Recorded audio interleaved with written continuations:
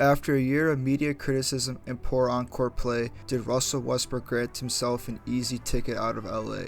Well, today I'm going to present you 4 possible trade destinations for Russell Westbrook, so let's get started. First, let's go over Russell Westbrook's stats for the 2021-2022 NBA season with the Lakers. While playing 34.3 minutes per game, Russell Westbrook averaged 18.5 points per game, 7.1 assists, 7.4 rebounds, 3.8 turnovers on 44.4% shooting from the field, 29.8% from 3, and 66.7% from the free throw line. So the first possible trade destination for Russell Westbrook would be him, Taylor Horton Tucker, and the Lakers' 2027 first round pick for Gordon Hayward and Terry Rozier.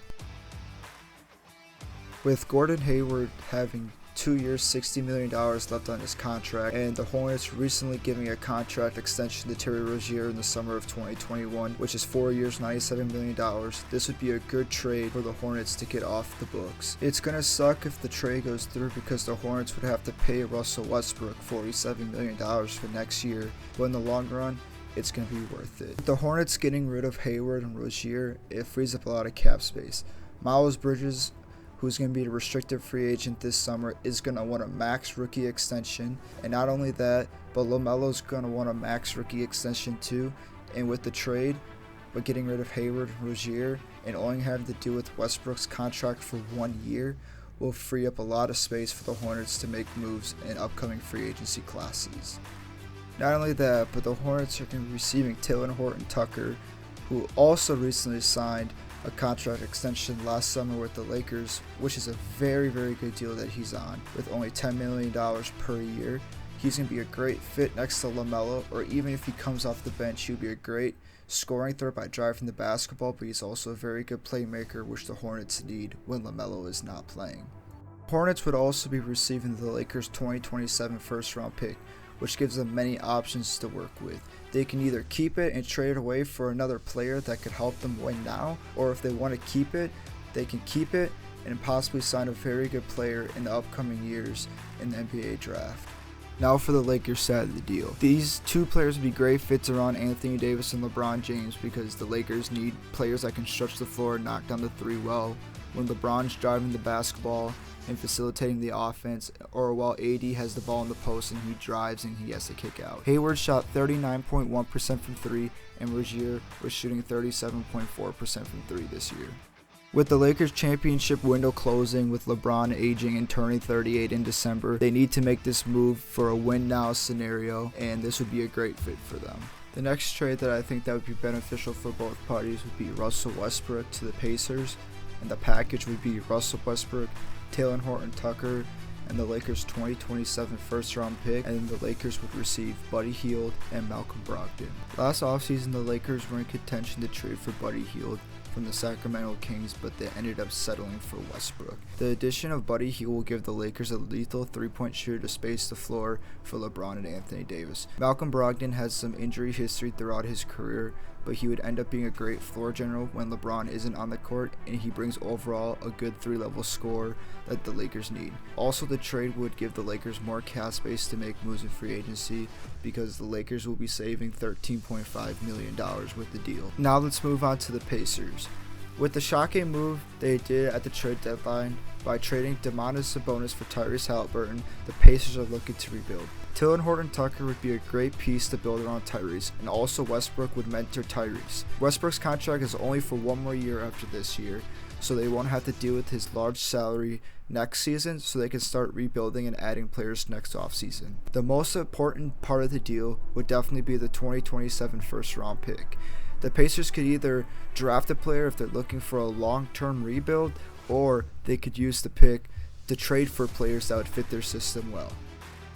The next trade I have in mind is very shocking, but it would be Russell Westbrook and the 2027 Lakers first round pick to the New York Knicks for Alec Burks, Evan Fournier, and Julius Randle. All Knicks fans know that the future in the Mecca is RJ Barrett. In the offseason, Randle got signed to a contract extension, and after his performance this past year, it showed that he did not deserve the contract at all. They also gave Evan Fournier a massive contract to which he did not perform as well as people thought he would. The Knicks would have to deal with Westbrook's contract for 1 year, and then after that year, they would have loads of money to go into free agency and find players to build around RJ Barrett.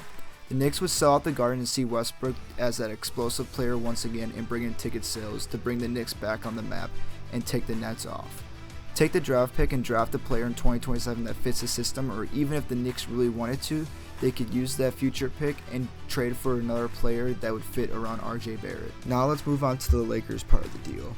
I believe the Lakers would keep Evan Fournier and Alec Burks because they are reliable shooters that can spread the floor in which they need. And also Tom Thibodeau pretty much used Alec Burks as a backup point guard, so if LeBron's ever on the bench, they can put him in to run the show. They can keep Julius Randle, which they drafted in 2014 with the 7th overall pick, but I feel like it'd be better for them to move him just because he doesn't fit well with Anthony Davis and LeBron James, and then they'd be able to free up cap space to sign players in free agency that would fit better for them.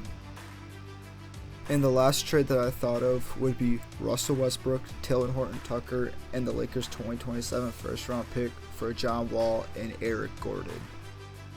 This was a talked about trade during the trade deadline this past season, but it did not end up going through because the Lakers did not want to give up their 2027 first-round pick. Reports were that if the trade went through, that the Rockets would have released Russell Westbrook and let him go wherever he wants. I still believe that it's still going to happen if the trade goes through this offseason, but they still get Talen Horton-Tucker, which would be a great fit with Jalen Green, and they would also get the first-round pick from the Lakers, which they could trade to get younger talent that can play now, or they could wait for the future and also draft someone later on.